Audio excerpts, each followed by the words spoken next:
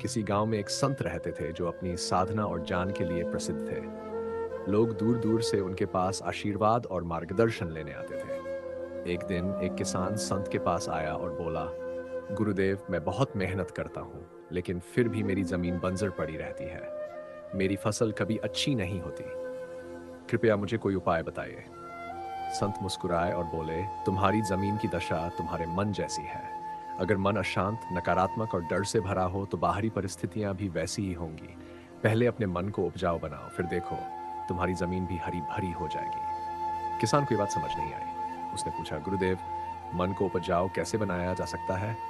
संत ने उसे एक बीज दिया और कहा, इसे रोज पानी देना, लेकिन जब भी इसे दो तब प्रेम, श्रद्धा और धैर्य के साथ दो। इस बीज को अपनी सोच के साथ जोड़ो और ध्यान दो कि तुम कैसा अनुभव करते हो। तान ने वैसा ही किया।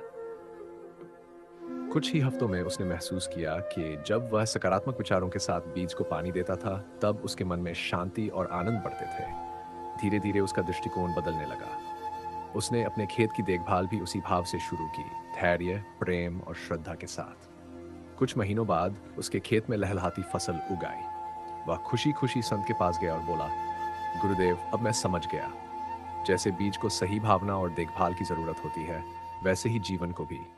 जब मन शुद्ध और सकारात्मक होता है तो बाहरी दुनिया भी सुंदर बन जाती है। संत मुस्कुराए और बोले, यही आध्यात्मिकता का रहस्य है। मन की भूमि को उपजाऊ बनाओ और जीवन में सुख, शांति और सफलता अपने आप आ जाएगी।